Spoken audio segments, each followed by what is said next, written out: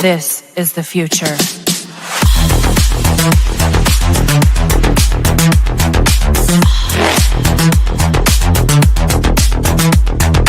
Evolution.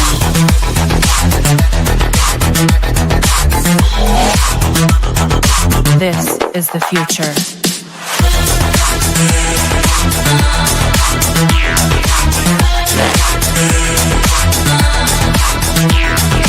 Evolution.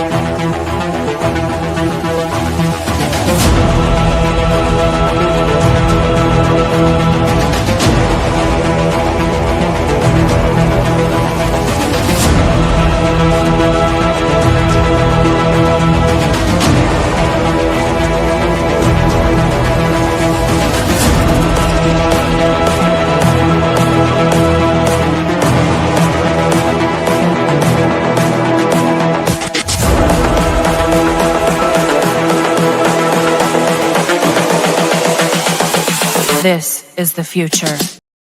Hey guys, how's it going? Matt from Foulball Productions here. Thank you so much for joining me today. I hope that you're doing well, because yeah, I'm doing phenomenally. Thank you very much. This is the 70th episode of the MFer Podcast. 70.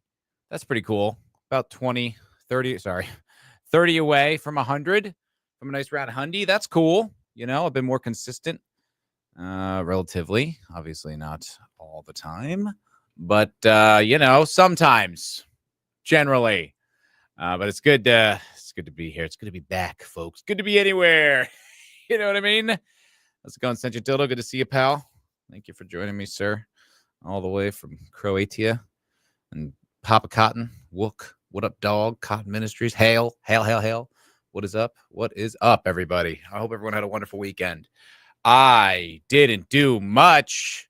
Sure didn't. No. I did get some watching in, though. I have been watching some stuff and some really entertaining content, which it's nice that there's actually sometimes, occasionally, shows that I want to enjoy that I'm not politely putting up with, but I actually enjoy watching.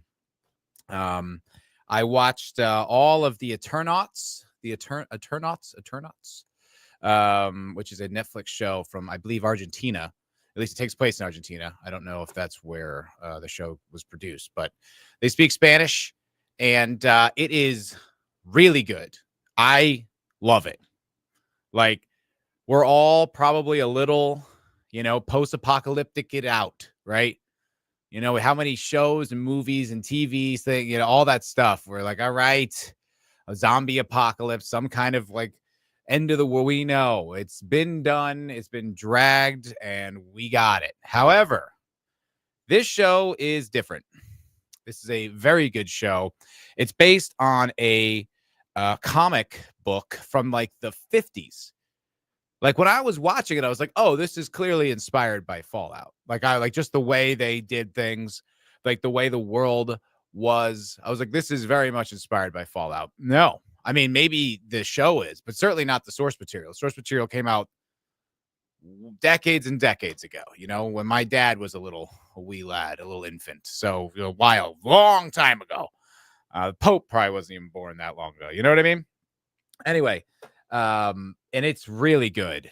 It takes on that concept, and it does it in an extraordinarily unique way.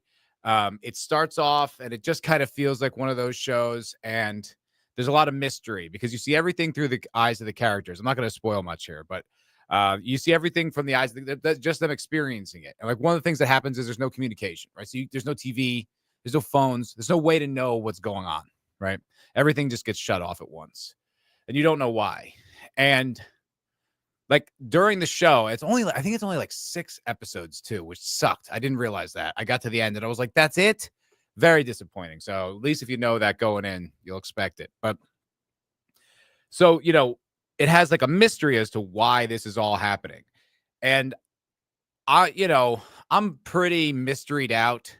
You know what I mean? Especially if it's like the central, like the things that are going on. Like if there's a mystery that you need to understand, that's fine. But like if the mystery is what's happening right now, it gets a little old, and so many shows have just kind of like, they ask you to trust them and then they drag it out and drag it out. And that becomes the whole show. Really, that becomes the whole gimmick of the show. I hate that. I don't need that. This show does not do that. This show introduces that and then it pays it off like pretty quickly. I was like, damn, dude, so refreshing. And there's other tropes of the post-apocalyptic thing that it kind of plays with and then subverts, which I really liked too. I mean, how many movies and TV shows and stuff like that is just like, oh, the humans are the real monsters. They're the real bad guys. Like, okie fucking dokie, I mean, could you be slightly more novel, please? We've seen that story a million times. And this show plays with that and then just takes it in a completely different direction. You're like, oh, sick, dude. Just smart, really smart. A good, fun, entertaining show, start to finish. But like I said, short, unexpectedly short, but really clever. The characters aren't stupid either, which is great. The characters make logical decisions that, kind of follow what you think you would do or like that the characters could choose to do in that circumstance, which is also just so refreshing. So many shows just don't, it like, you're like, just do that. Like, it's obvious what to do. Or like, you see them, they're in some kind of survival situation and their gun runs out of bullets. So they drop it. It's like, you could get more bullets. Like, it's like, what are you doing? Why would you just be like, well, this is useless now? It's like, it's currently useless, but you can just get more ammunition. It's like the apocalypse. You know what I mean? Like, just get more 9mm. Like, what are you doing? It's just like, it gets so frustrating. And a lot of shows would do that. And it just really bums me out. It's just like, ugh, it takes you out of it. But it's great. I can't recommend it more. Absolutely highly recommend watching the Eternauts. It is cool. It is smart. It is fun. It's really, really good. Oh, you know that comic? That's cool. I'd never heard about it. Never heard about it. Yeah. I was like, I was going to say another property that I feel like it's inspired from, but I don't want to mention that because it'll be a bit of a spoiler. But I was like, oh, if it's Fallout meets this thing. No. Predates all of them by decades. I was like, oh, okay. This is just new, interesting ideas. Like, not new, but you know what I mean? Like, novel, unique, individual. And you can tell, like, it really doesn't try to be anything else. It doesn't try to be a different show. It doesn't try to, take parts of things we already know and then like, recreate them in a kind of weird, deformed way. It's very, very novel. The whole experience is very novel. The solutions that they have to come up with are novel and creative. And like I said, you really feel like everyone's trying to survive. It's not just stupid. And it's like, there is like I said, there's a mystery to what's going on, which they pay off. And then they introduce like another mystery and they kind of pay that off too, which is like so much more respectful to your audience. I prefer that. Like, I want to have that experience where I'm watching something and like, you're not just manipulating me. You're telling me a good, well-structured story. It's like, sick. Thank you. Eternauts is good. Highly recommend it. What up, Low Spec? Good to see you, pal. Good to see you. Yeah, the humans are the real virus, man. Ugh. It's like, it's not even that's like that bad of a point. It's just tired. It's a cliche at this point. Like, okay, man, we got it. How many times are you going to make that point? Like, it's interesting once in a while, especially when you kind of like put that in like the context of the zombie apocalypse. Like, okay, that's interesting. Like, these guys are real monsters, So people and I'm sure if something like that happened, there would be like sociopathic people who would take advantage of the chaos and the weakness of everybody to, do all types of horrible things. That's probably true. We've just seen it so many times, it gets old. And it's like when you keep beating it down, it's like, all right, shut up. What up, man of war? Good to see you, sir. Hello. I'm welcome to what? I don't know what I'm welcome for. Was this your recommendation? Oh, you did mention it last week. That's right. Yeah. You were right. You were 100% right. It's a very good show, and it's not woke. Boom. It's smart. It actually is interesting because the main characters are all like middle-aged men, like in their 50s, it looks like, you know what I mean? Like they're not like young svelte heroes. They're just like dudes. And the one guy does kind of have this superpower that like, is revealed later in the show and you're like, "Oh, cool." And it's not something that they like. It's also there's like a price to pay for I really want to avoid spoilers, but like he has this ability, but it's like there's a cost to it that he had to pay to get it.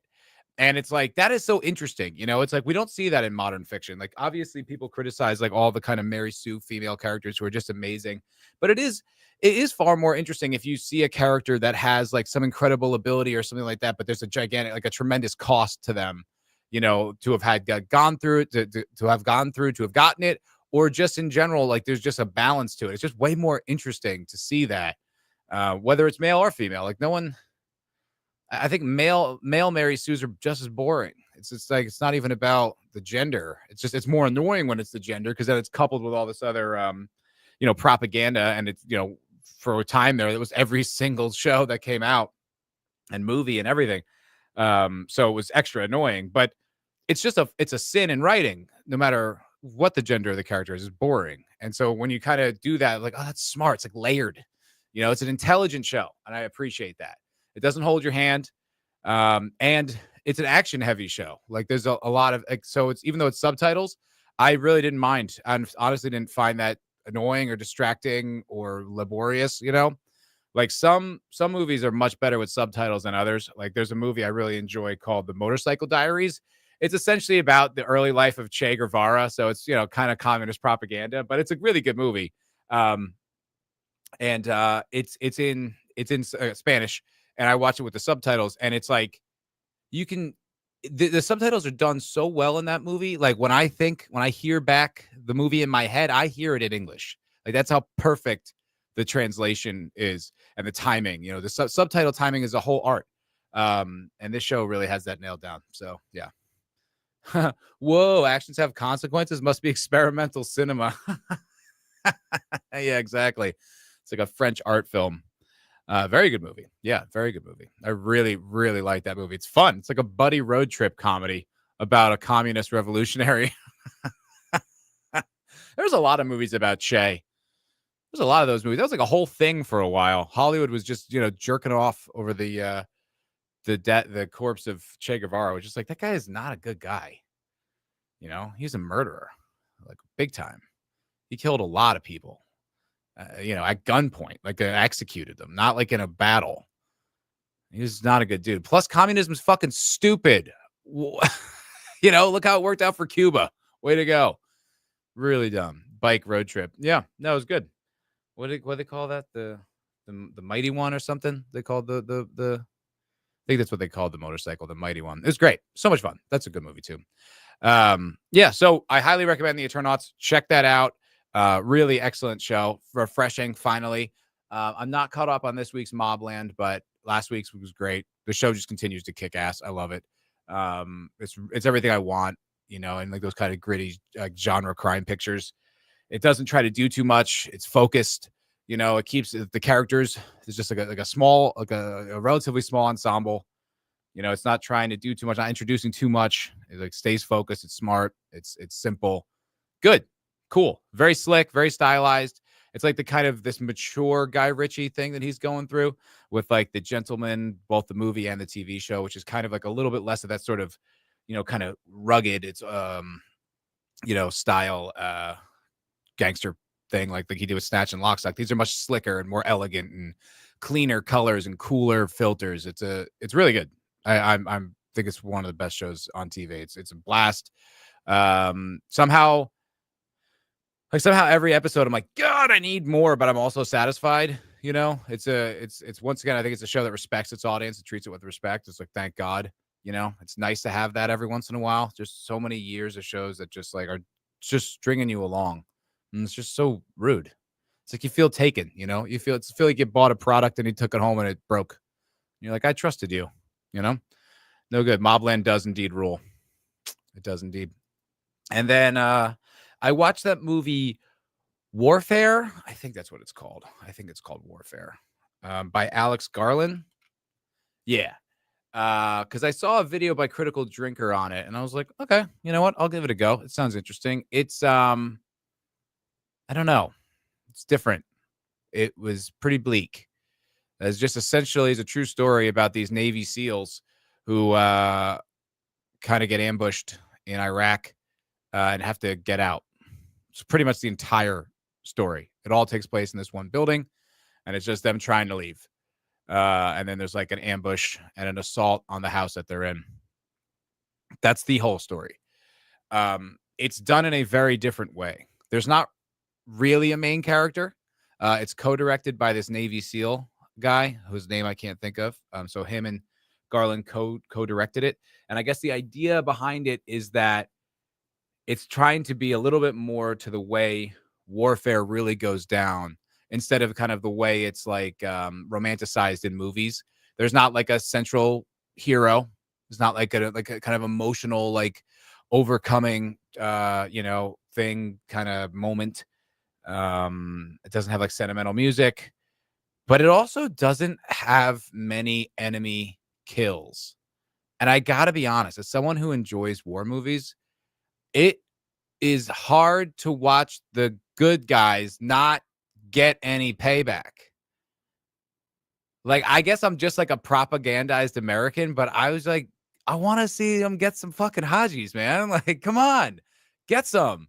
Like, it's frustrating because you're just like, these guys are just suffering, and you don't see them, there's no catharsis. There's not that moment, where they come over the hill. There's not, it's not Mel Gibson running with the American flag to save America from the British. Obviously, that's a comedically over the top example, but Josh Hartnett and in Black Hawk Down, and they march their way out, and they are getting Somalis on their way out. Like, it's a whole story. You know what I mean? You feel like there's a catharsis to it when you feel like the guys aren't getting any, and they're just everything's just bad. It's hard to watch, but once I read about it, once I looked into it and realized that was kind of the goal, is kind of trying to not romanticize it. It's kind of showing just like how it really goes down. It's like, that's a very noble thing to do. But like I said, it's a tough watch. It's not just a normal war movie, because it's just all you pretty much just see of these guys suffering the whole time. And it's kind of brutal. It's like, you want to see them, you want to see them get some. You want to see him get some payback, and that they don't. I think there's like one Iraqi gets shot. That's all you see. Oh, I wish I could to put my phone on do not disturb. Boom. Central Diddle liked it. Word. Hell yeah, brother. And it was a breath of fresh air. Yeah, I mean, look, it's definitely different. It was novel. Wasn't woke. But it's hard to watch. I thought. Central Diddle says, reminded me of a Croatian film, soldiers in a house battling, but they all die at the end. Oof. What's up, E. Clay Thomason? Hello. Good to see you, sir. Haven't seen you in a bit. That sucks. Yeah, that's tough, man. I mean, throughout the years, war movies truly have just kind of served as propaganda. So it's probably good to make it bleak, but it's a little tough to watch. Years ago, I saw that movie, Letters from Iwo Jima. If you remember this, like around the 2000s, early aughts. He did two movies, Flags of Our Fathers and Letters from Iwo Jima.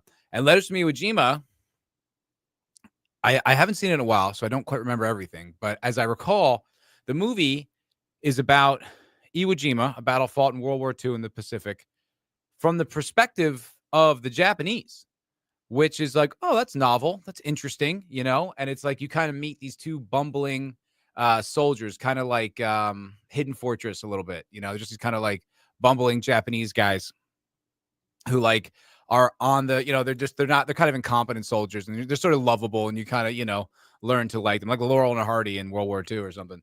And then the battle starts, and you see the guys on the beach, and you're like, wait, those are Americans. Like, I don't want you to kill them, but I'm emotionally attached to these guys now. It's very conflicting. I was like, oh, wow. Like, it gave me so much perspective on war. Like, I know that sounds childish, but it was just one of those things that I was just like, oh, yeah, like you really it's all human beings on each side. You know what I mean? It's not like the evil. It's like those dudes don't want to get shot. I mean, I'm not like a pacifist. I'm not saying we shouldn't go to war ever, and certainly not saying that about the Japanese in World War II. Like I've said before, like fucking two nukes was generous for what they were up to. They were up to some shit with with Unit 731. Is like, we were lucky to let you live as a country. You should have just gotten rid of it, started over. It's fucking horrible what they were doing, raping Nanking and all that stuff. So I'm not one of these guys, but I did have a moment watching that movie where I was just like, wow, that is really profound, and kind of just, and I was younger. I don't know how old I was, maybe high school, college, something like that.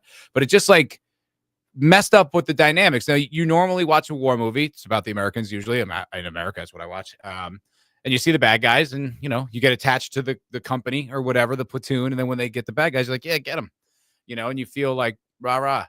But when you completely threw that dynamic off, I was like, oh God, it's just such a different experience. And it was truly, genuinely eye-opening.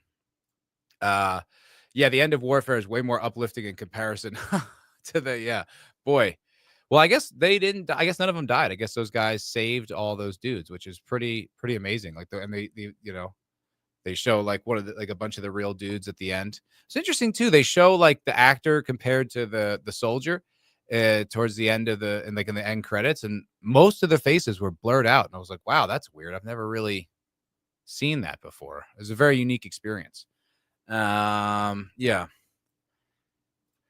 Matt, should have seen Warfare in the theater. The sound, bro. The sound. Oh, okay. That's interesting. I mean, I kind of like Alex Garland, like he did, like, what's that movie? Ex Machina, which I enjoyed. I wasn't sure if he was going for some feminist message at the end there. It was a little muddy. I've also heard it interpreted as just no, she's just evil. It's not about that. And I forget. And he did that other movie, Civil War, which I didn't see, but I heard was pretty poorly received. So I don't really know.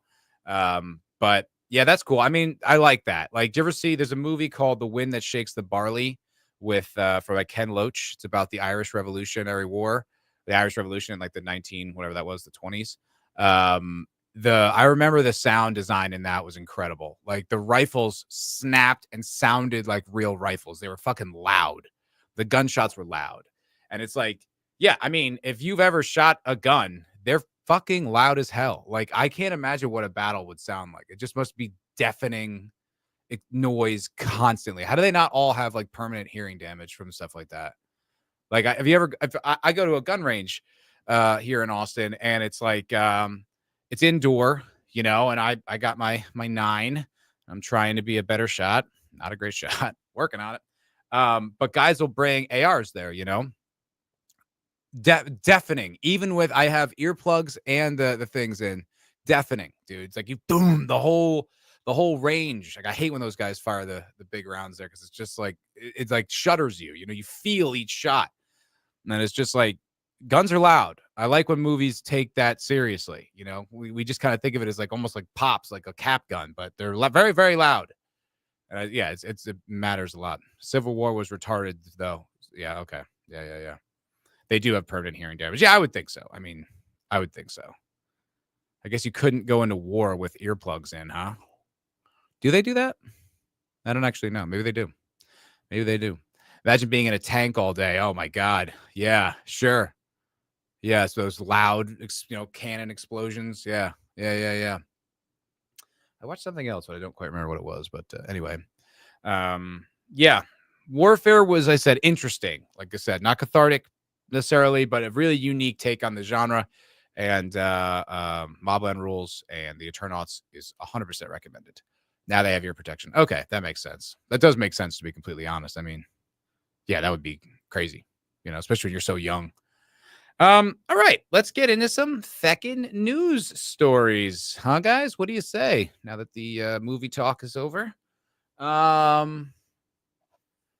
right, I got a bunch I want to talk about. I'm going to talk about the trade war thing. We'll get to that later.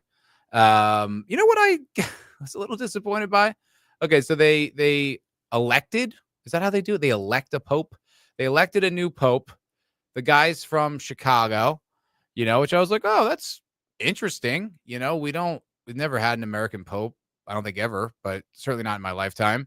And it's like, oh, that's interesting. And I was like, it'll be, very interesting to hear the Pope speak English. And then he didn't. I was like, what? What the hell? What's the good of having an American Pope if you're just going to speak in Italian? I guess, I don't know. I was bummed out by that. I was like, well, because, it's like you hear the Pope speak, but I don't know. It's just sounds and words. I'd like to hear what the Pope's actually saying in English for once. No, Italian. It's like, what? Why? Speak English. That really bugged me. Pope Bob from Chicago. Yes. Yeah, he didn't. I saw like, what the hell? I don't know. You think the Pope's going to talk to Trump? I guess JD saw the other one. Everyone jokes that he killed him, which is kind of funny. But I wonder, if the Pope's going to talk to Trump. That'd be interesting. I'd like to see that. There's not really anything else. I don't, I looked into the guy. I guess he did mission work in Peru. There really wasn't much about him. It's like even the Vatican's website had a very brief description. I was like, what makes this guy popey? Like, how do you know? And isn't like the Pope's supposed to be omnipotent, right? Isn't that like how I understand it? Like the Pope was like speaks for God kind of thing. So weird. It's like, so all of them were omnipotent. I doubt that. Seems unlikely. Interesting. I don't know. Probably because most Anglos are Protestants. Is that true? I don't know. A lot of Catholics where I'm from, but a lot of Irish and Italian folk. I don't know. You think he's a fruitcake? Clay? That's what you're saying? You think the Pope's gay? Not this Pope, but the Pope before it, he seemed like a little bit of a creep. He wore like red Gucci shoes and he had like a little kind of vibe to him. I don't know. You're suspicious. Last commie Pope stacked the electorate with his people. Really? There's like corruption and like electorate stacking in the church. My God. And he was a commie Pope, right? There were protests today. Faith leaders, I saw this. Let me pull this up because there actually is video of this. I was watching Dave Smith on Tucker earlier. Very good conversation. I don't know how I feel about Tucker, but I do like Dave a lot. Let me see here. Protests. Yeah. Okay, cool. Got it. Boom. Boom, shakalaga. Yeah, so there's all these faith leaders outside of a hold on. Boom. Outside of an ICE detention center in Newark, New Jersey, which is very close to where I grew up. Very, very close indeed. But there's all these different faith leaders. This is not a good shot of it, though. The one I saw, like everyone was like wearing like their religious garb. Fascism's got to go.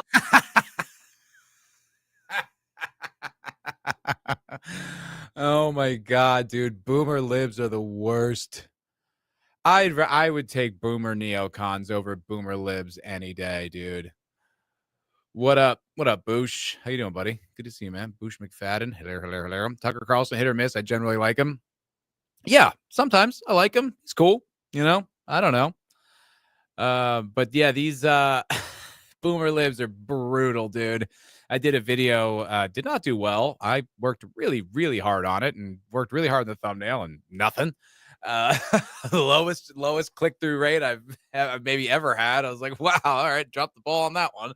But I covered the boomer libs and they really are they just never got over the hippie shit. They never did. Like they're still like singing songs and like, I'm so tired of people talking about fascism, dude. I am so sick of hearing that word fascist. Like, shut the fuck up. Like, this is not fascism, like this is the most like receptive to criticism fascist state there's ever been. You know what I mean? Like crazy, dude. I don't know. No one's like thrown in jail or murdered in the middle of the night like typically goes along with fascism. No, we say no, we say no, we say no, we say no. Oh, these guys are so corny. Like, this is, I said this last week, but I was just like, some of these guys like Cenk Unger and Hassan, it's just kind of like, if you guys really want the war in Israel to stop, like, I would just support it. I would just go pro-Israel, because everyone will just look at it and be like, ugh, I can't agree with these douchebags. That's this, you're just like, well, even if I was against the deportation of illegal immigrants, like, you guys are not, you're making me almost, I just don't want to associate with you. Like, I can't be on your side. Like, you suck so much, like, my buddy Mike sent me a video of like Bernie like protesting the war in Palestine and in Israel, and I was like, fuck, I agree with Bernie. Shit. Like, I don't want to find myself there. This sucks, dude. I don't like it. I'm not a fan. No human is illegal, man. So crazy, dude. It's just the weirdest take. You're just like, why is this something that you're on the side of? Like, I do feel bad for the individuals, but they got sold a lie by these previous administrations. So no, sorry. You got to go. Fascism's got to go. Oh my God. All right, that's the scene in That's the scene. But there was like I saw it. It was all these faith leaders, like all these people, like, priests and stuff like that were there. I'm so wary of any of this, though. I'm just like, they're paid, like, there's so many paid protesters in these situations. So it's just like, I don't know if this is real. I have no idea, but it is. I mean, it is such an 80-20 thing, though. I just feel like most people are like, yeah, we got to stop the flood of illegal immigrants and they got to go back to their country. It's like not like a wild thing. You know what I mean? It's not a wild take. And people were trying to, like, I guess the South African immigrants showed up today, or refugees showed up today, and they're like, oh, they're white. Bet Trump likes that. Bet MAGA's not going to. It's just like, I don't know. Like, they sound like they're having a pretty rough go of it. And are they going to come here and integrate, be part of the culture? Then fine. Like, I was listening to a podcast with Dave Smith a few weeks ago, and he was talking about how, prior to the 60s, our immigration policy was very much like in favor of European nations because we share culture and they'll be able to integrate. If you're not able to integrate, people will have a problem with it. That's every culture ever, like if you just made, if Bolivia was just going to be all Uzbekistani now, I think people in Bolivia would be like, no, like, we are Bolivian. We speak Spanish. Like, you can't just have like all these Uzbekistanians in here now. It's like, what are you, racist against Uzbekistanians? Like, that's not the point at all. Point is, I have a country and my culture and I want to keep it that way. You can't just come in here and take it. Like, you know what I mean? When you kind of put it like that, it's just sort of like, yeah, that does seem a little insane. That does seem crazy. And it's like, I have a lot of Latino neighbors and they're very sweet people. They're very nice. I'm not against them as a people. They do things that are culturally different, though. Some things that are just, you know what I mean? Like the loud fucking mariachi music at 2:30 in the morning because their, kid turned 2. It's just like, God damn it, guys. Fucking chill with the noise. But there is something to be said for shared culture. There's a lot to be said for it, There's like, just look at Europe. I mean, boy, they're running into some issues with these kind of not shared cultural norms. Everyone's not the same. We're not all identical. We're not all just like, interchangeable units. We are different. We have different values and different virtues. Carl Benjamin has been doing a lot on this recently. He did a great video on this very subject, and I really, really liked it. He's sharp on this issue, 100%. Okay. Because it doesn't affect them in their nice neighborhoods. Well, this takes that protest was in Newark. And so I imagine those people live in New Jersey, would be my assumption, or at least nearby. New Jersey is one of the most segregated states in the union. Like it's on paper, it's extremely diverse, but in practice, it is spectacularly segregated. Like where I live, where I grew up, is very close to Newark, like right down the road, like 10, 15 minutes, and you'd never know. It's a completely different neighborhood. Like it's like when you're in a black neighborhood, you know, and it's a line, dude. It's so segregated. It's crazy.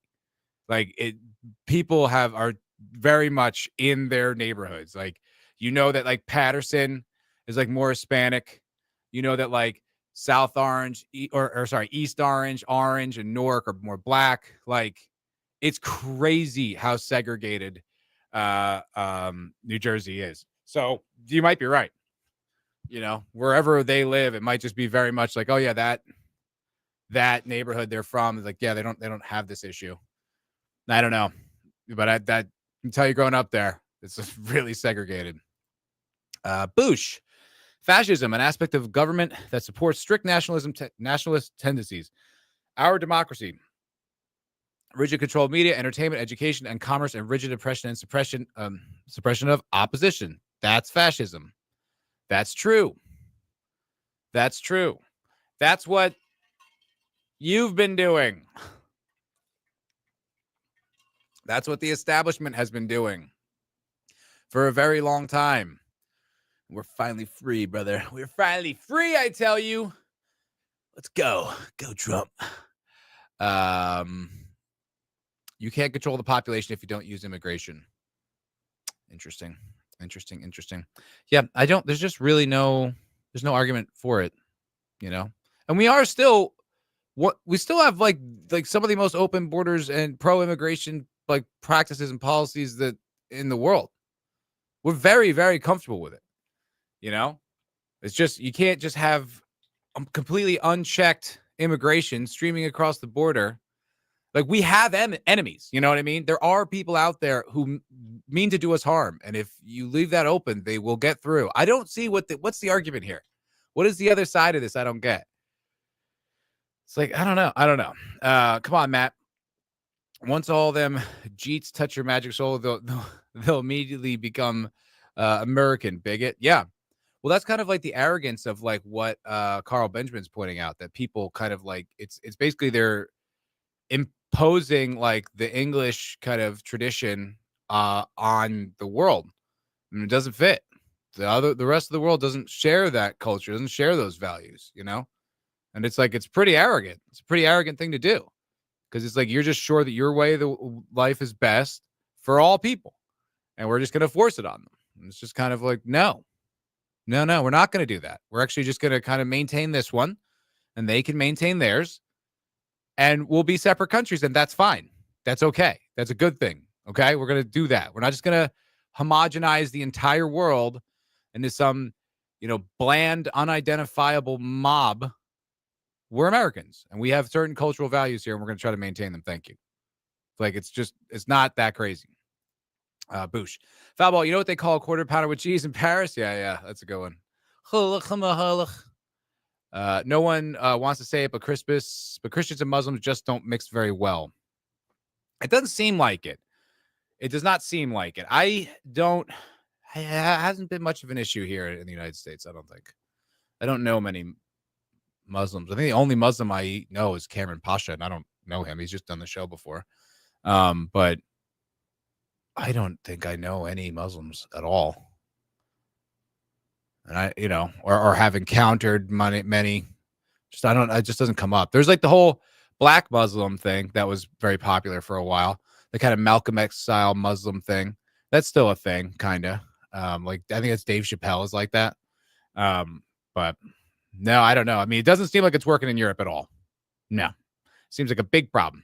Big problem.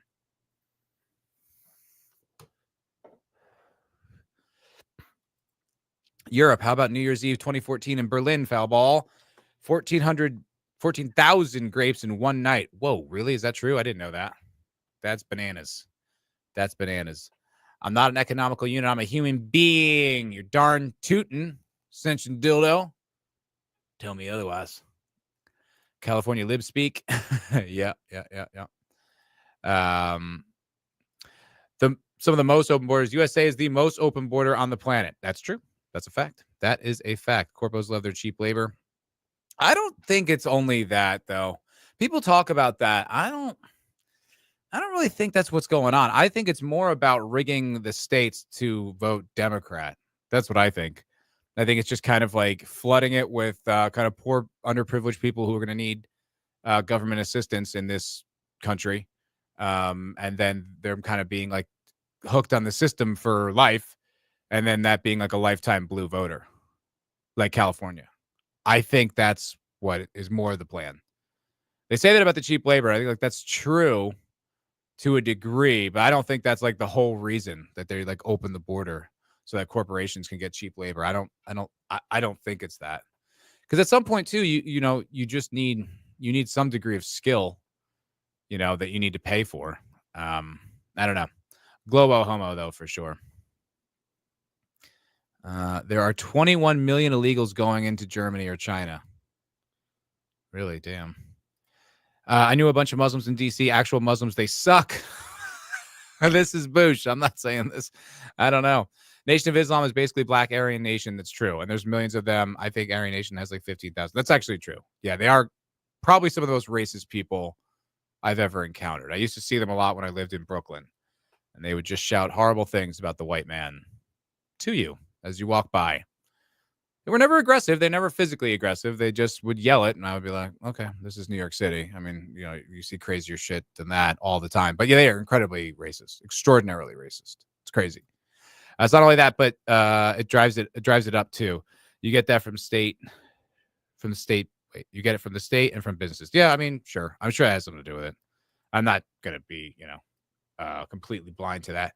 But, Trump is doing some good shit. He had a big, so I guess we'll talk about it now.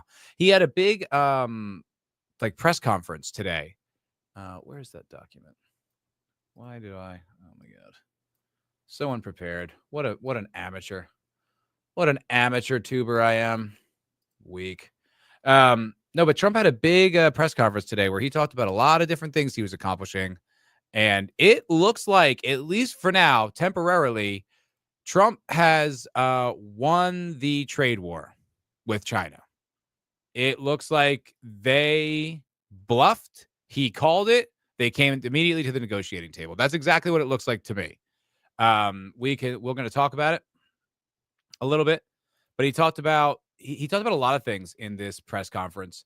And the other thing that he talked about, which I'd never heard before, but is like regulating prescription drug prices, because he tells this whole story about a friend of his who was taking, I guess, like Ozempic or whatever. And he's like, in New York City, this cost me like $1,300. And in London, it's like $80. Like, what's the deal? Called Trump. Was like, what's the deal? So Trump looks into it.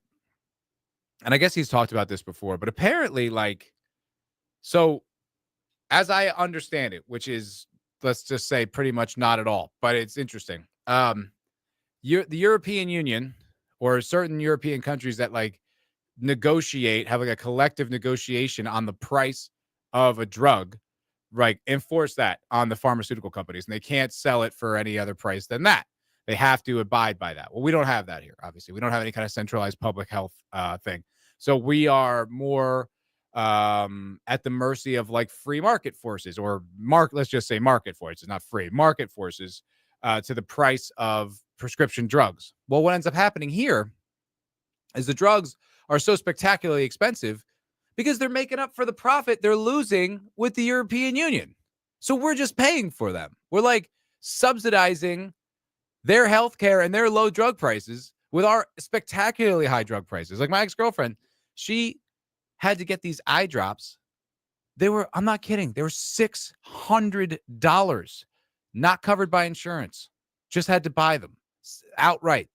And they only lasted a month. It's $600 a month for these fucking eye drops. That's crazy. And we have to pay these super high prices just because we Europe negotiated a low price, and we're subsidizing all that. We're subsidizing profits for a pharmaceutical company that should be a price. Fuck that shit. When I learned that, I was like, whoa, I am a little pissed off, And it's so funny too. I'm on 9gag a lot. Meme site. There's a lot of Europeans on there. Smuggest people in the world. We share more culture with Europeans, but as dudes, I don't fucking like those guys. They are arrogant, condescending little fucks. Very often, they think the lowest of all of so much of what we do here. They always talking shit about our beer. I'm like, bro, you have no idea, man. Beer here is so good. There's so many good breweries. Whatever. But they're always so arrogant about their healthcare. They're always so condescending. It's like, yeah, buddy. I'm sure you got a lot of leftover money when we're now subsidizing these companies that are selling it to you at a lower price. Sure, you got that. And you don't have to worry about a fucking military. I bet you got a lot of leftover cash after that. Well, Trump and JD are right. We need to stop propping these people up. What is the deal with that? Why do we put that on our shoulders? Just take a dick and then they get, like privileges out of that? Why? Screw that, dude. Screw that. And Trump laid the gauntlet down on that. Gave the pharmaceutical companies 30 days to figure it out. They're like, I don't know, figure it out because we're not screwing over American people who have to pay for these drugs so that we can subsidize Europe. Europe's like, ooh, great healthcare. It's like, yeah, but subsidize again, once again. You just, it bothered me so fucking much. So fucking much. Norway, we have free healthcare. What's your defense expense? Sorry, what? How much do you pay to NATO? All right, yeah, we're poor. Exactly. All these countries. It's just like, yeah, we subsidize all of it. No wonder we're broke. No wonder we're $34 trillion in debt. Obviously, European only works because of the USA. That's right, boosh. They are some arrogant fucks, though. I don't like it. They're just so smug and condescending. Fucking pricks. Not a fan. Not a fan. Boom, Matt. How about we move that goalpost back home? Let's go. Let's go, dude. Let's do it. American interest, Matt. American people get fucked. Oligarchy gets richer. Word. Preach it, brother. Preach it. But I'm telling you, man, Donald Trump's not playing games. He is not playing games, dude. He does not back down. Carl Benjamin put out a video speculating that maybe Trump's done with Israel and Netanyahu and hates the guy and doesn't want to do what he wants to do anymore. I was like, bro, no one stands up to Netanyahu. He's the boss of the bosses. You know what I mean? He's the one in charge. We just do what he says. Seems like Trump's not that guy. Straight up not that guy. It's like, interesting. I mean, that's Carl's opinion. I didn't put that together myself. I don't know. Could be. I hope so. I don't want us subsidizing any foreign wars. I don't want to do it. I don't want to be involved. Period. Here's a thought. Stop giving $17 trillion in foreign spending and your children's health. Your children will have free health care. That's fair. That is fair as well. And also, we got to stop giving benefits to people who aren't paying taxes. You can't. That's crazy, dude. It's like you got to pay in. I don't know. It's just, I don't know. You doubt it? I don't know. I don't doubt it. I don't doubt the king. President Trump. King Trump. All right. So this is the trade thing, though. So, like I said, it really looks like we won. Or sorry. It really looks like Trump won this trade war with China, right? It's kind of been a back and forth, and there was this whole thing with the tariffs and all that, and then he put them globally, then he paused them, then he all had just on China.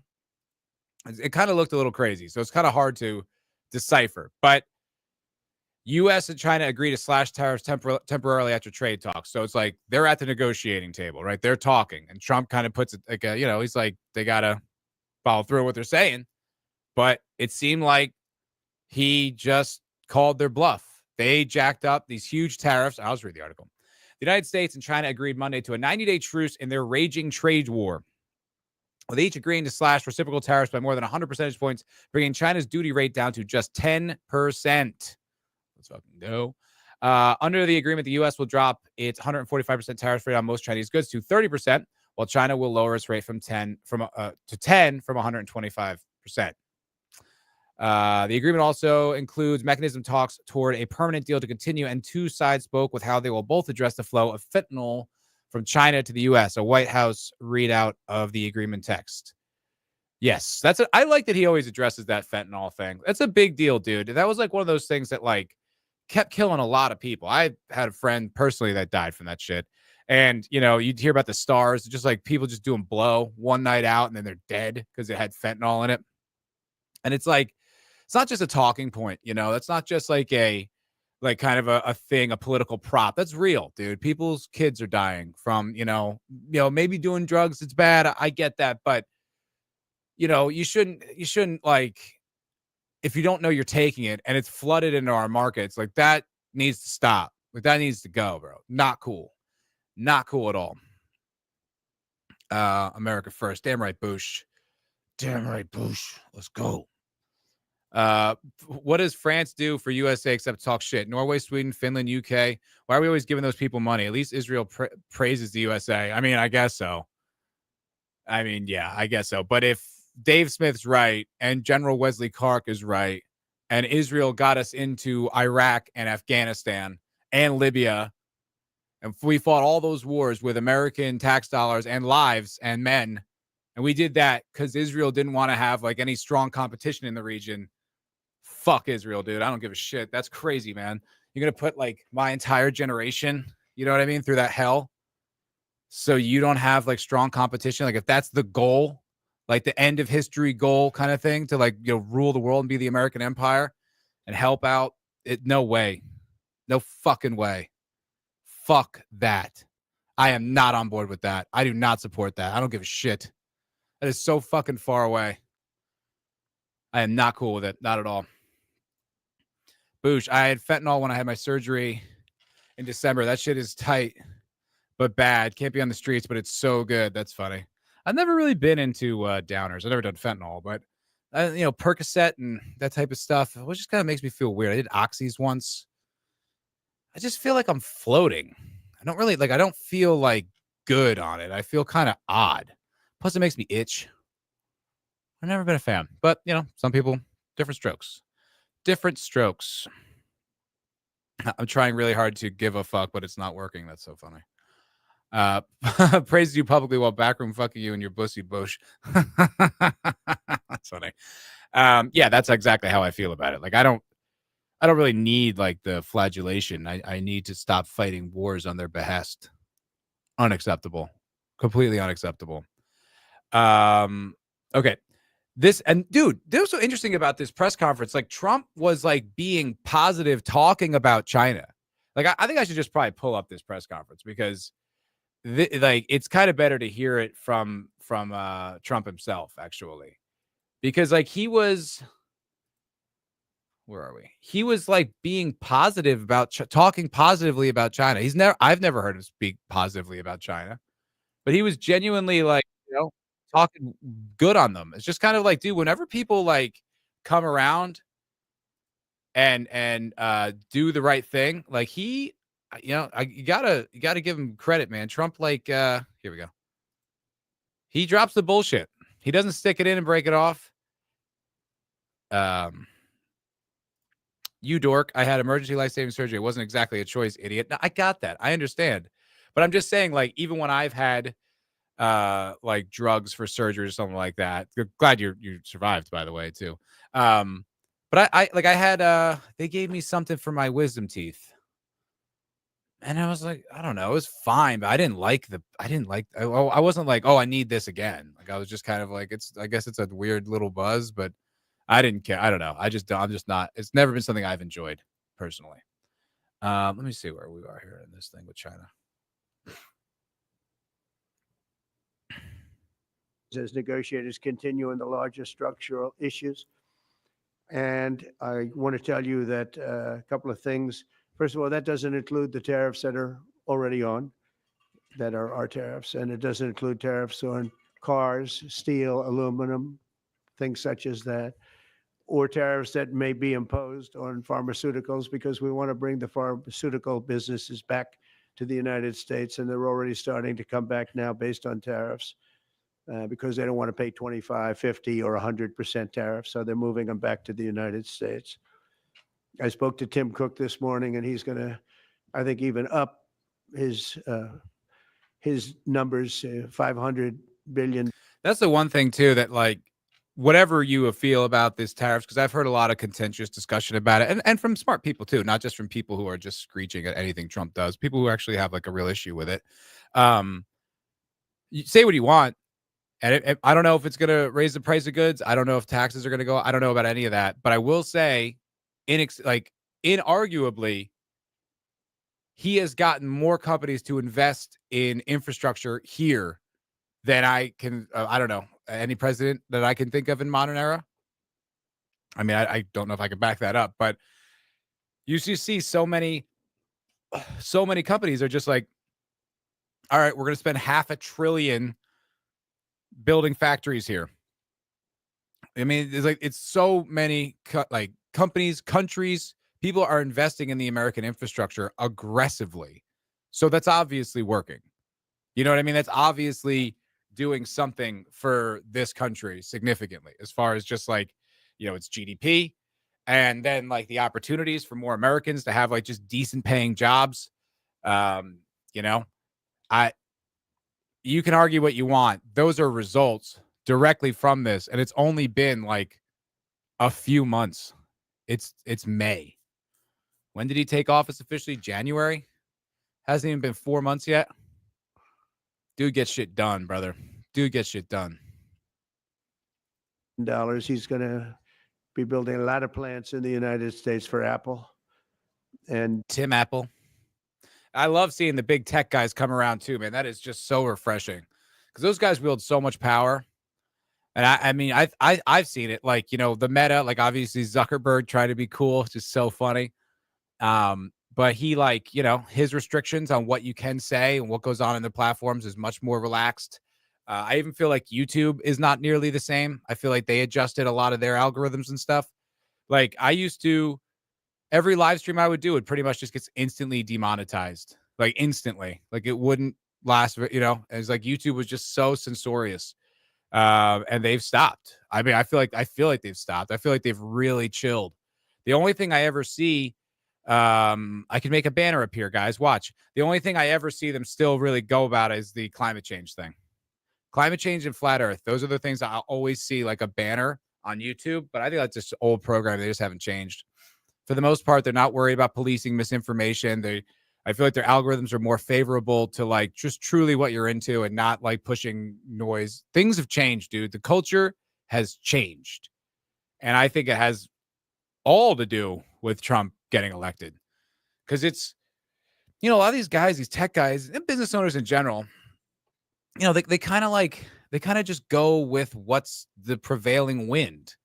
And if the prevailing wind is like, LGBTQ plus IA thing, whatever, and BLM and, white people are bad, they're just going to go with it. Like, I don't think they're going to, like, most of those guys, when you're dealing with companies with trillions of dollars, you're not just going to be like, no, I'm taking a personal stand on this issue. You're just doing what's best for business. I'd like to believe is their motivation. Then it's not nefarious. But a lot of these guys, like, now that the tides changed, now the tone in the country has changed. These guys, like, they're coming around, like Tim Cook, like Apple, you know what I mean? Working like directly with Trump like this, like enriching the infrastructure of America, like pretty big turnaround, dude.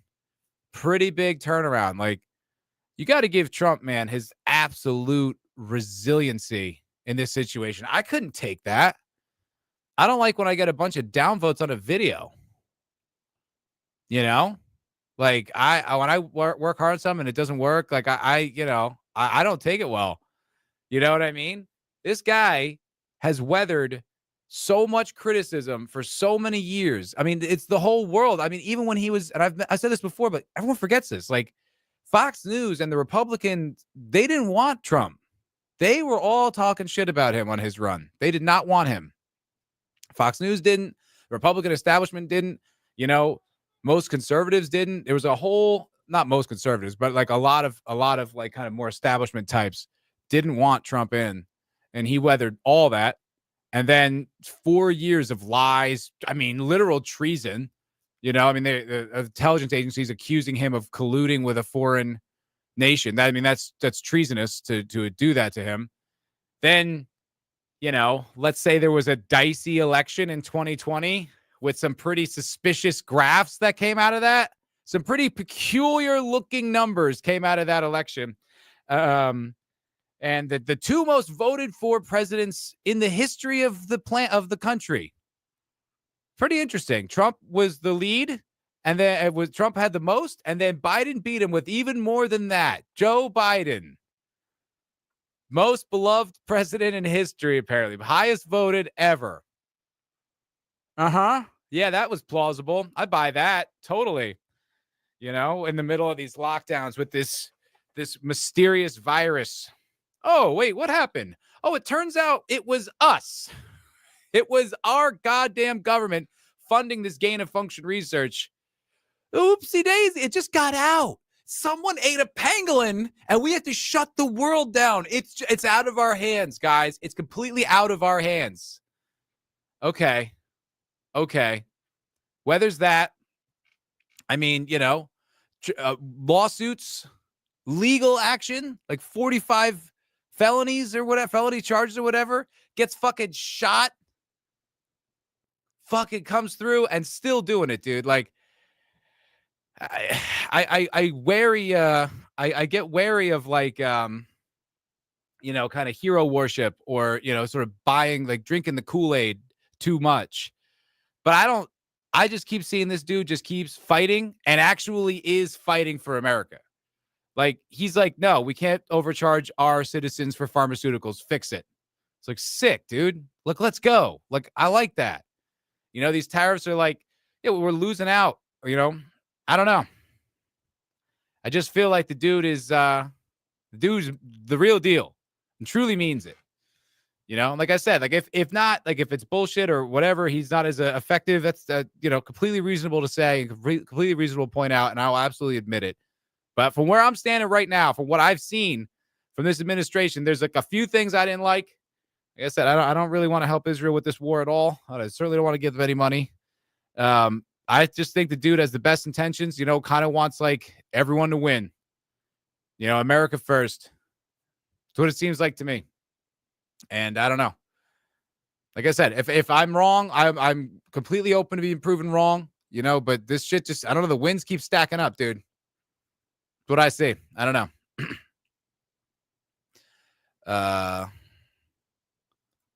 I gave you a thumbs up, Matt, not because I like you, because you gave Dildo a wrench. I know. There's a lot of power to give that guy. This was years ago when I first gave it to him, but he just started like muting and blocking everybody. He just went on like a bounce spree. This is so funny. He started muting everyone just kind of at random. This is hilarious. It's a lot easier to take criticism when you have FU money. I mean, that's true, but the whole world shitting all over you. I don't know. Like I said, man, like I don't like when I get downvotes on a YouTube video. I don't how you could just have the whole world be like, we hate you, you're a fascist. He's like, I don't care, I'm pushing through. It's like, you're the man. 728 false allegations against President Trump proven false. Right. Absolutely. Can we have one allegation against Biden? No. Okay. Can't even talk about it. Can't even mention that it's weird that he has all these dealings in the Ukraine. That's odd. And then we go to war with them pretty soon after that. That's peculiar. That is odd. You know what I mean? It's weird. But no, Trump inflated his condo price. We got to lock him up. Unfucking believable. Biden won by so much because Trump was hated so much. Lol. I mean, I guess it's possible. It does not. That is not what I hold in my heart as true. I don't believe it. I think a lot of people wanted to get back to normal. I think Trump could have handled BLM better. He could have handled some of that stuff down the stretch a little bit better. People just wanted to get back to normal, but I don't know. I don't know if I buy it. I don't know if I buy it. You love my political arc? Let's go. I only block non-entertaining gay spurgs. That's true. I mean, it doesn't really come up that much. I don't really have that many problem in the chat here at all. Could I quote this beast? Europe is not looking out for us. Canada isn't looking out for us. China isn't looking out for us. I'm going to put America first. Fuck yeah, dude. Fuck yeah. And he keeps doing it. You know, there's this whole. I honestly don't know how he has like the energy to do it. You know what I mean? Like I couldn't keep this pace up. I'm half his age. I couldn't keep that pace up. All these speeches, press conferences, the pressure of being the president and then having to like fly to all these countries. And he's just always going, always talking, always making things happen. It's just like, damn, dude. It's like, you know, what's his name? I'm not just going to glaze Trump this whole time, but what's his name? Dana White. He's like, he's one of the toughest guys I know, and I'm in the tough guy business. It's like, you can't argue with that, dude. Like, my dad is probably roughly Trump's age. They are not the same level of energy. You know, like, I love my dad, don't get me wrong, but it's like, you know, he's old now. He's just turned, I think, like 72, you know? It's just like, yeah, you know what I mean? He's like up there. And it's like, when I hang out, it's like he's got to like sit down a lot. You know, he's got to chill. Like, he can't just kind of keep going. You know, he's an old dude. I couldn't imagine him running for president. I couldn't imagine him doing any of this stuff. Just like, I'd be like, Dad, stop, don't do that. Just chill. Like, the whole world hates you, man. Why, you know, especially if you're a billionaire, it's like, just retire. Like, you just don't do anything. Who cares? You know, just get blown all day forever. You know, you know what I mean? Like, who cares? But that's not that guy. That's not who he is. It seems like other people, though, like, who maybe aren't as like naturally energetic, kind of have like a different way of dealing with it. I don't know. There's always like that famous, the famous video of like Hitler, you know, freaking out at the Olympics. And he's just like, oh, that guy's on meth. That's a methed out Hitler, dude. That's like, that's scary too. You're just like, oh, okay. I could see why he was so paranoid and crazy. He was riddled with methamphetamine. Well, it appears, Bush, what happened to those 23 million people who voted after the polls closed? Yeah, and where did the millions go when in this last election? They just up and disappeared. Just weren't there. Weird. It's just so strange, so peculiar, such a weird thing. And then there was like people were arrested recently for tampering with an election. It was proven. There's like 3 or 4 of them were proven to have been like, so it was like, it wasn't even crazy to say that. It's like, it happened. These guys got charges. They got arrested for doing it. Unbelievable. I don't like being lied to. I hate being lied to. And I hate being lied to by like, what, an entire coalition of people who claim to represent me? No, sir. No, you don't. No, ma'am. But as I was saying, you know, methed out Hitler. Some people have like different ways of like, I guess I don't think I'd have the energy of Trump. And some people just, you know, but they got to be on, right? Especially if you're the president of a country. Well, there's a video that was going around today and has been talked about quite a bit. And there's a lot of speculation as to what's going on. I'm just going to play the video for you. You guys make your judgments. It's just 40 seconds. So you guys tell me what you think happened here, okay? You can just tell me what it looks like to you. Just for reference, this is Macron, the president of France, Keir Starmer, the prime minister of England, and this guy, I guess, is Merz. I don't know who he is. I assume he's something to do with the government of Germany. But they're on a train, I guess, to Kiev because they love this war with Ukraine. They just want to see the entire generation of Ukrainian men just wipe the fuck out. That's what they want. So they're all on this. So you guys just tell me what you think is happening in this moment. It's a long walk. I'll be back in Poland. And through my bathroom, huh? Literally. We came through Germany. And then we made it to France. Bedroom and we got through the border.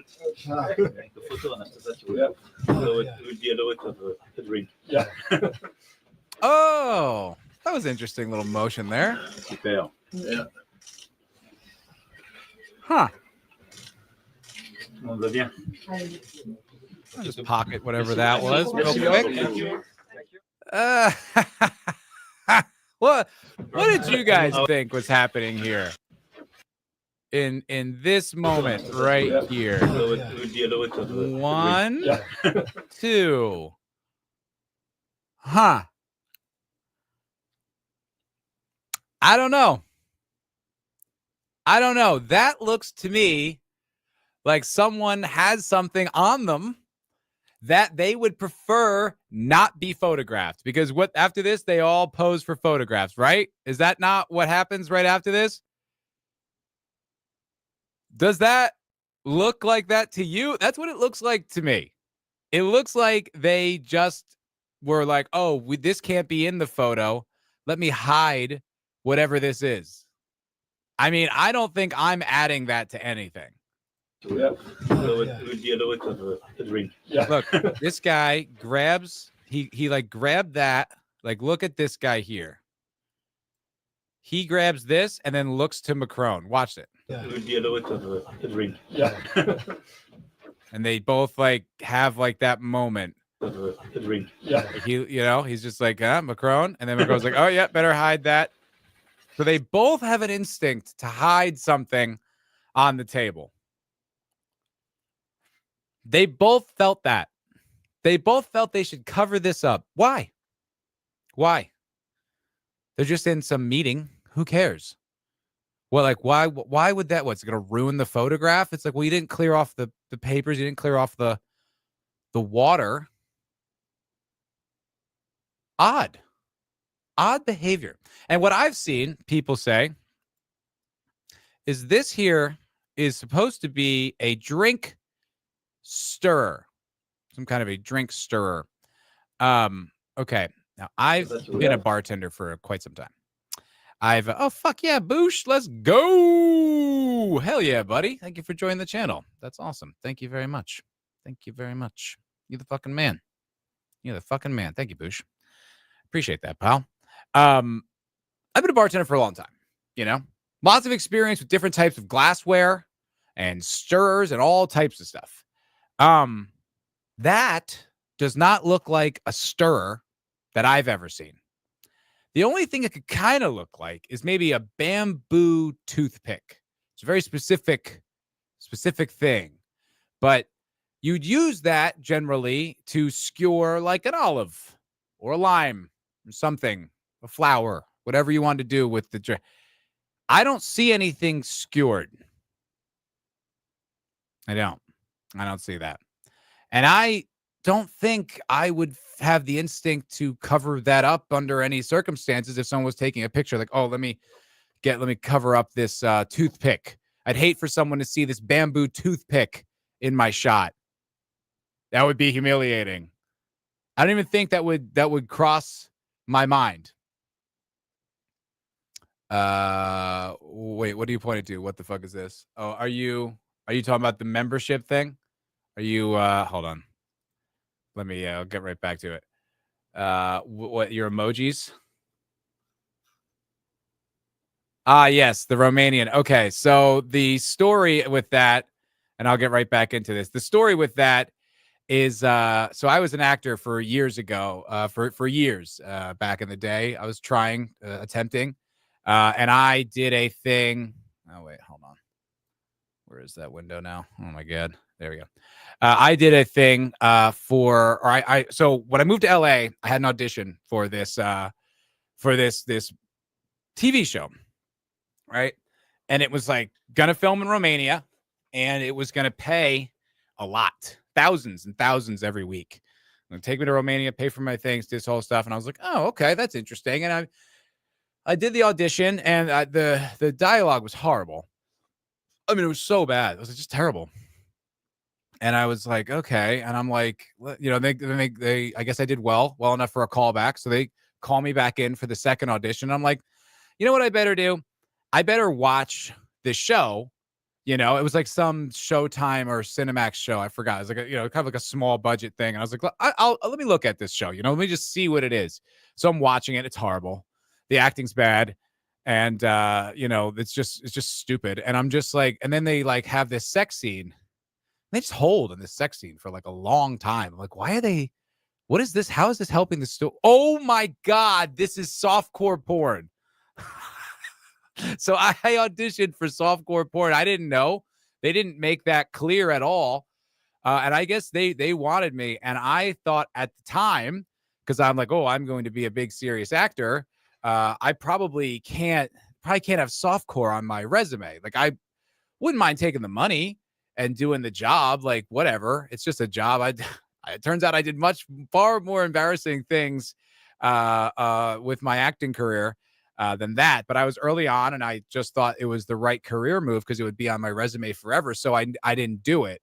And I looked back and I was like, I should have done it. I should have gone to Romania and just done it. And so the meme that's been on this channel is should have gone to Romania. So when you're a certain level of member, you are a Romanian. There's also the yoga instructor because there was should have gone to Romania. Yeah. I think Zach's knows. Zach's was there for the way more humiliating stuff. Zach's was there when I think I showed. So I would just come sometimes, like, show my old acting work on like streams to like laugh about it. You know, we're doing like long streams and we had to cover up some stuff. And I forgot about this. I truly had forgotten about this. And I was like, oh, I did do one that was pretty embarrassing. And I was like, oh, that's right. And I told Rob, who was like kind of working as like sort of like a producer on the show. And he found it. And it was this movie, this terrible cable, like one of those like recreation shows, you know, like sort of like documentaries where like there's a talking head telling you about what's going on and then they recreate it. Like, I was one of the recreation actors. So they have this story is this guy's a yoga instructor, right? But like on the side, he's being a BDSM like puppet or whatever for like these old ladies to like make money on the side. And so there's footage, there's a shot scene of me being a coffee table for these old ladies at their tea party. And we watched it. And then that became that's why why the top tier is yoga instructor. I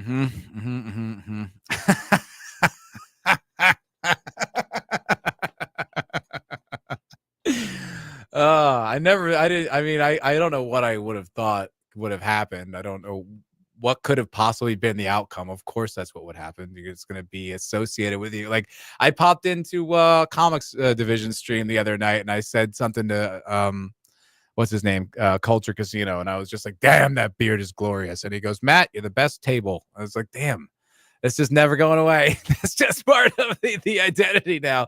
Like, all right, well, I did do that, so it is funny. But okay, so what do you guys think? You think they're hiding coke? I think they're hiding coke. That's what it looks like to me.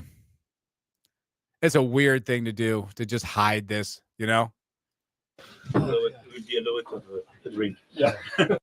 Oh, cover that up. And Macron, like, so shiftily Yeah. grabs that, hides it. It's so sketchy. And then he almost kind of like squeezed his arm a little bit, like kind of out of anxiety. It's so bizarre. I don't know if those guys are doing lines, but it sure looks like it. Yeah. And then let me just stealthily just put this in my pocket. I don't know. Look at the hand on that guy's wrist. Sexual. I don't know. It is one of these things. It's just so sketchy. So sketchy. Essentially dildo. That's an ex-banker, ex-lawyer, and an ex-asset manager in the frame. Of course it's Blow. That's pretty funny. Yeah, you're probably right. That's a good point. I don't know. Yeah. That's just so sketchy. And then it's even weirder, I guess, because the silence that follows after it. And I don't know if it's just because they're posing for pictures, but it's just so awkward to like, did they all just see him do that and they don't want to say anything about it? Like, it's so bizarre. Yeah.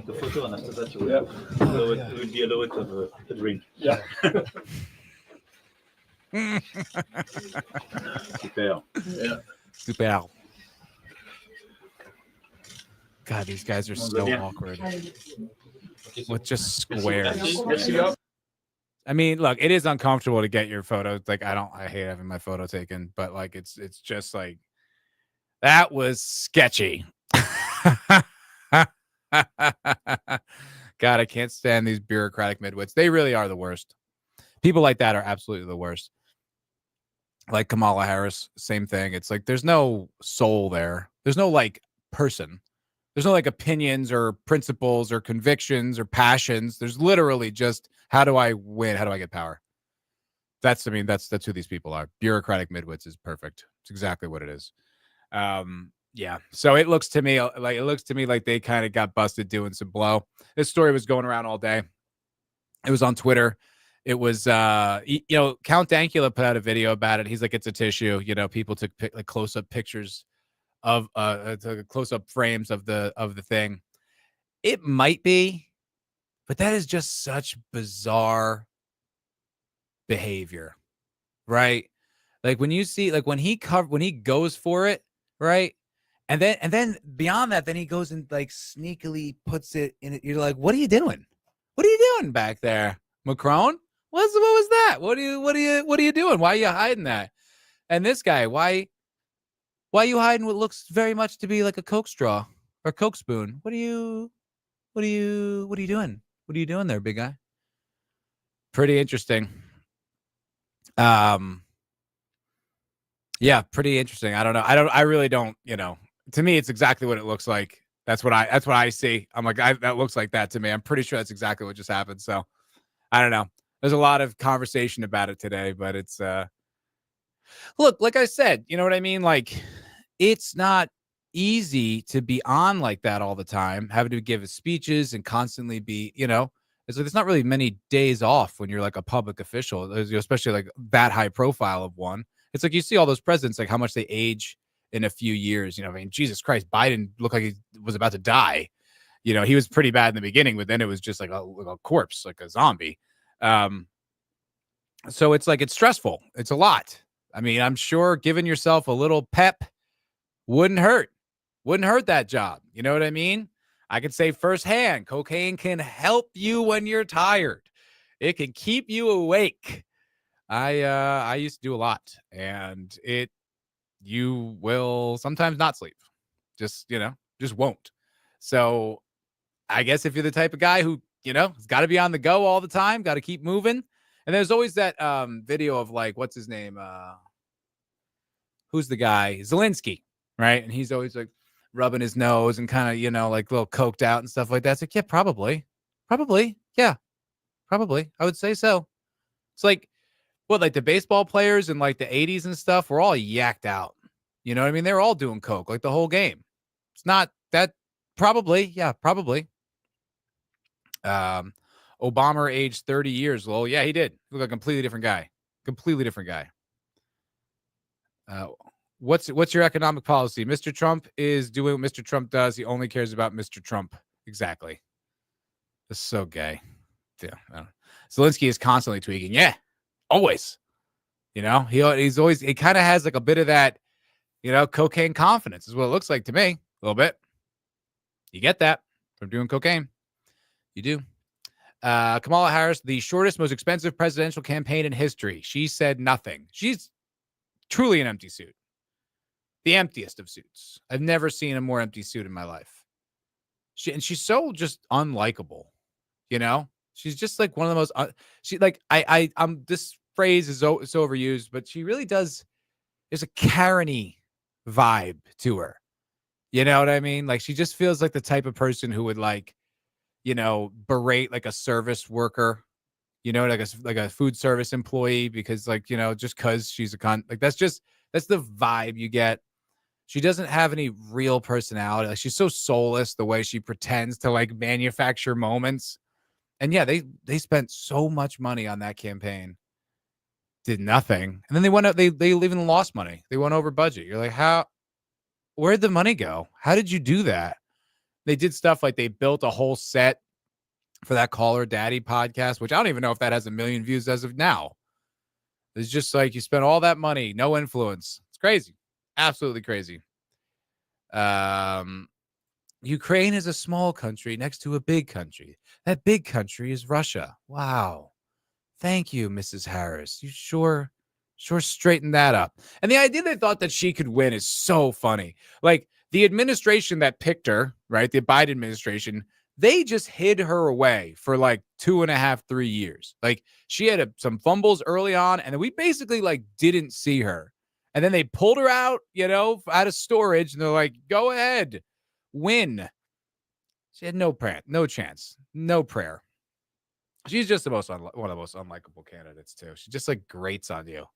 It was like Hillary Clinton had that too, where you just like heard her speak, you're like, ugh, shut the fuck up. Like you just, no matter what she's saying, you just like, yeah. Kamala is brat though. Yeah, that's true. She is quite brat. Odd that didn't win. Odd that didn't ring with the American people. Some 25-year-old girl stupid saying.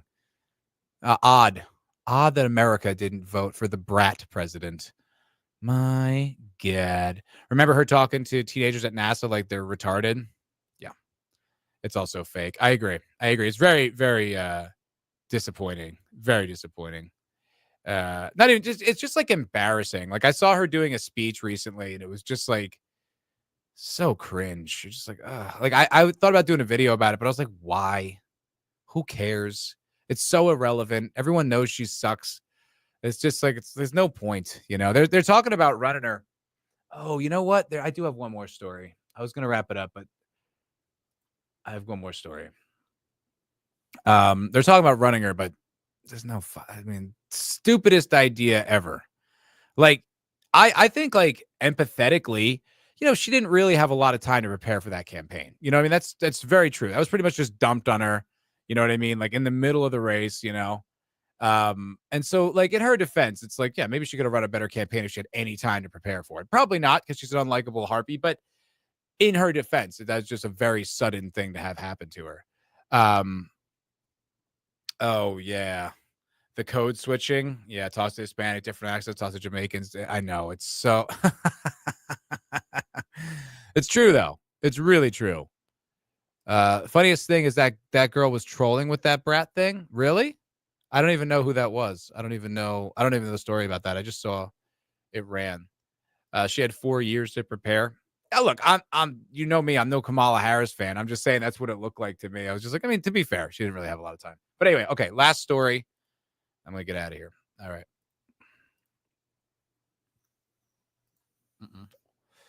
Not this one. Not this one. Where the fuck? Where is it? Oh, I have so many windows open. Why can't I? There we go. Wait, there we go. Okay. Got it. Speaking of trying to run people for president, the Democrats are trying. California Governor Newsom calls on cities to ban homeless encampments on public property. Dude, they are priming this guy to be the Democratic candidate for sure. For sure. They know homelessness is, I wouldn't even say an 80-20 like issue. It's a 90-10 issue. It's a 90-10 issue, I think.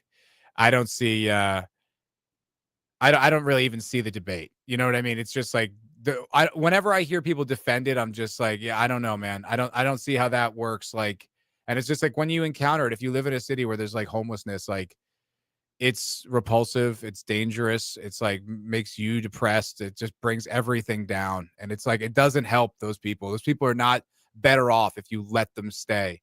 But California, man, pushes it so hard, just makes it like, and it just grows because like people from other states, they're like, oh, well, I can go live on the street, do drugs, and they're going to pay me. Yeah. Okay. Of course. That's why it explodes. And California's beautiful. It's a nice state. And so now this guy Newsom, suddenly, I lived in California for 10 years, 7 in the city of Los Angeles. The homelessness just got worse and worse and worse while under his watch. Far, far worse to reach like kind of like end of the world, like fever pitch during COVID, which was genuinely like scary. And now this guy's like, hey, you just can't stand. We can't be having homeless encampments on public property. Also, still, like, how about no encampments, period? How about not anywhere? Where did you live before LA? New York City? I was, or well, I was in a town called Moore Park. It's like a little suburb outside of LA, and then New York City before that. What was I saying? Yeah, like how about just a universe like that doesn't, not public property, all property. No homeless encampments. Full stop. We don't do that anymore. It's crazy. It's absolutely nuts. Okay, so California Governor Gavin Newsom on Monday pushed cities to ban homeless encampments or sleeping rough on the streets and using state funds to force the issue. And it's like they spend so much money on these homeless people. It's crazy. Calling the Golden State. By calling on local governments to prohibit shelters from being erected on sidewalks, parks, bike paths, and other properties. I mean, when I lived in LA, where I lived in the Valley in like North Hollywood, Studio City area, every single, and there's a lot of them, every single overpass, all homeless people underneath it. Every single one. I mean, it's scary too. It's just kind of like, well, I don't want to walk down that street. You know what I mean? Like, I don't want to be, it's like, and they're gross, and there's just trash everywhere, and it's depressing. It's just so utterly disgusting. Now Newsom's just, he's talking tough on the homelessness issue. Are you, Newsom? You've had like 8 years to deal with this, buddy. How long has he been in office? Like a while. You never done shit about it. Suddenly you're like, he's going on his podcast. He's talking to conservatives like, oh, my son loves Charlie Kirk. They are priming this guy to be the next Democratic presidential candidate. And he's trying to pretend like he's not the cause of all these issues that have just destroyed California, an absolutely gorgeous state. I mean, it was unlivable. I mean, it's one of the chief reasons I left, California, was like the homelessness was insane. It was crazy. I was working at a bakery, and I'd be getting ready to go to work, and there's just a woman just walking by my house smoking crack. 8 a.m. Cool. Really glad we have this. Really glad I pay all this rent. Unreal. People will also be barred from sleeping on streets with a sleeping bag, blankets, or any other materials for more than 3 days in a row. Why any length of time? According to state-issued guidance. The state can't force cities to impose a ban, but for those that do, Newsom has promised to dole out $3.3 billion in state funds to pay for housing, mental health treatment, and other services. Local leaders asked for resources. We delivered the largest state investment in history. They asked for legal clarity. The courts delivered. I mean, look, as far for many residents of Los Angeles, the homeless capital of California, the plan is too little, too late.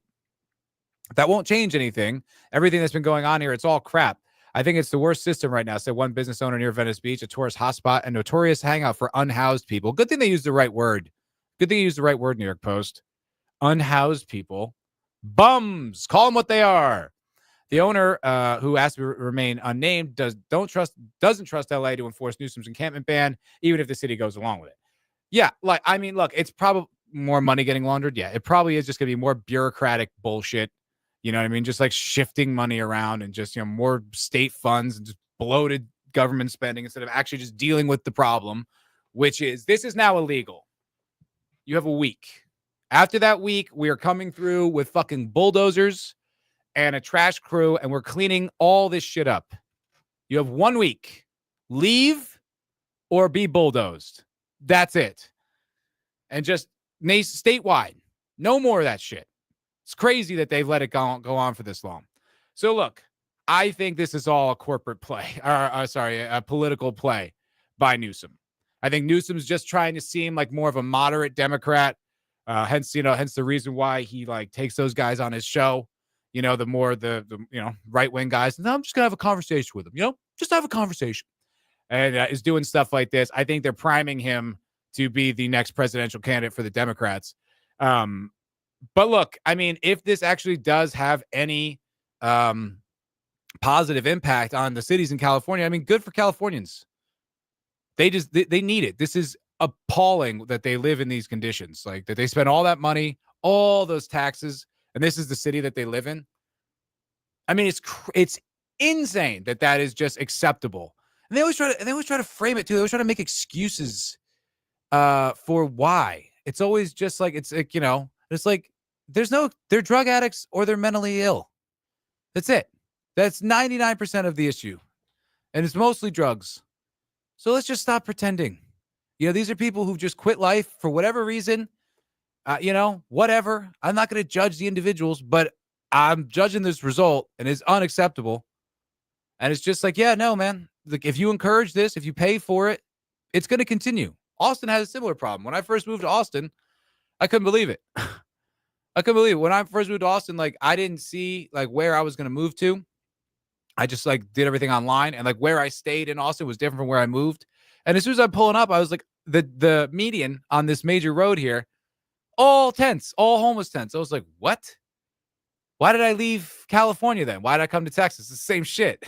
Luckily, the city got a camping ban. They banned, once again, just the most liberal namby-pamby. Can't deal with it. Can't actually say what it is. It's a camping ban. You can't. They're just camping. They're just roasting marshmallows, singing fucking songs, whittling wood. Yeah, they're just camping. You fucking nuts. Why is everyone where's everyone's balls? They're drug addicts, dude. Drug addicts are publicly using drugs and living in squalor. And you think it's compassionate to let them live like that? That's the right thing to do? Fuck you. Fuck them too. Is Austin even Texas? I mean, kinda, a little bit. But I feel like when I leave this city, I feel like that's when Texas really starts. I feel like this is its own thing. There's a little bit of it, but yeah, no, it's definitely its own kind of Texas. That's for sure. You moved to Texas being a liberal gay boy. I'm not a liberal gay boy. Not anymore. The point of that clip is that I was a liberal gay boy. I'm not a liberal gay boy anymore. Austin is California and Texas to a degree. Definitely to a degree. But I'll tell you what, most major people talk this shit about Austin. But it's like, dude, the other cities in this are like this too. Like when I was in, if you go to like Dallas, it's like there's plenty of like pride flags and stuff like that. It's like, it's not, Austin's its own thing, but this idea that like other cities aren't progressive is bullshit. Like they're all pretty much, San Antonio probably is the least. It's a little bit more of a Texas city, but like, Houston and Dallas they're very like progressive. It's not quite as gay as Austin, but it's similar. There's a lot of that. It's like pretty much like every city, like most major cities in America are kind of a little bit the same. And they kind of have like a lot of that, you'll see George Floyd murals and big pride flags and all that shit. So I don't know. What's up, Zax? How you doing, buddy? Good to see you. Austin is also dying. I don't know about that. Austin's growing, man. They're building shit constantly. The skyline here is nuts. How much it's changed even since I've lived here. And like to talk to people who lived here just 10 years ago, it's just like it's a completely different skyline. Constantly. Cities are progressive by nature. Yeah. And it's chilled, dude. I'm telling you, since Trump won, it has really chilled. I just don't see it nearly as aggressively. I feel like people have cooled out. That's what I think. That's what my observations. Houston is not that bad. I live in Houston. I mean, I'm just saying what I've seen. I'm sure it's not that bad. Austin's not that bad. Like I don't notice it. Like I don't feel the pressure anymore. I think probably when I first moved here during the pandemic and stuff like that, or towards the end of it, whatever, it was still pretty bad. People were like, "Oh, Texas didn't do the pandemic." I was like, "Yeah, you did." When I came here, you couldn't sit at a bar. And, like I had to wear a mask and shit. And that was in April of 2021. You did. I kind of want to go back to Houston, to be honest there, Boosh. I haven't been in a while. I hear the food there is really good. I hear they're very, very good food. Matt, did Austin change or did you change? It's a good question. I think Austin changed. I don't think I've changed all that much. You know what I mean? I think I've developed my perspectives and stuff like that. But like, I just spent, 30 minutes there just glazing Trump. You know what I mean? I was praising the hell out of that guy. So it's like, I obviously am still kind of like, and I've been like that for a little while, probably more informed now. But I think I'm just at odds with like the kind of mainstream politics. But, even in like casual conversations, like when there's well, it's just dudes, when there's chicks, whatever. But when it's just dudes, you can even hear like people just aren't as cooked. There isn't just that like goodwill towards like left wing or progressivism anymore. It just doesn't have that. People are much more comfortable kind of being like, yeah, that's stupid. I don't like that, And I just feel like even just a few years ago, it wasn't like that. I feel like it was more tense. It was a little bit of that kind of witch hunt. Like I told the story about like going to a bar and talking with a stranger about how I voted for Trump, and just like the bartender overhearing it and telling the other bartenders, like just slander me, to like out me. That doesn't happen. I don't see that happening anymore. That type of stuff is just not, it's just not as intense. It just doesn't have that war vibe. I think the left realizes they lost and they're just like, fuck it. They're still pretty fiery about Palestine. Obviously, they're still pretty fiery about immigration and stuff like that. But I think they've realized they've lost the big part of the culture war, and it is what it is. It just is what it is. I mean, there's no like you're losing. Clearly, and I think they've realized that. So, Montrose's pride flag everywhere. The drags talk to kids. Lots of police reports. Yeah. See, I'm telling you, like it's a lot of these cities still. It's not just an Austin thing, but it's chilling. It's chilling. Do you know Stupenzo? I do not. I do not know Stupenzo, and he sounds like a fucking wonderful guy. Okay, gonna wrap up here. Next week on this channel, I will be doing a special stream for my birthday. Gonna have a birthday stream here because I'm gonna be 40 next Thursday. Fucking crazy. So I'm gonna have a happy birthday stream here on the channel. Gonna play I'm not gonna surprise. I'm gonna surprise. I'm not gonna spoil it, but gonna have some activities, some fun activities. So we're gonna be doing that, and then that's gonna be a good time. And then I might not stream the next Monday because my mom's gonna be in town and we're gonna be hanging out. So I don't know if I'm gonna stream. Maybe not. I'm just saying tentatively. I don't know. But this is I know, right? Fucking gross, dude. Disgusting. But that's the plan. So next week I'm gonna have some fun guests. My buddy Mike's gonna drop in, Vidge is gonna be there, Zax is gonna be there, maybe Leon, maybe Cinevere. We'll see. But and then probably, I have like something planned for like the first like hour and a half, and then after that it'll just be like a hang, so people could just come. So it might be all the old faces. Maybe we'll see fucking Ruben, see what that idiot's up to. Rock fan. Who knows? Anybody who wants to come, all the pals, just after we do the first like fun thing in the beginning. So, all right, folks, that's going to do it for me. Thank you very much for watching the 70th episode of the MFer Podcast. I hope you had a ball. Hope you had a blast. Hope you had a lot of fun, and I will see you all in a week. Ta-ta, y'all. How's that for a slice of fried gold? Yeah, boy!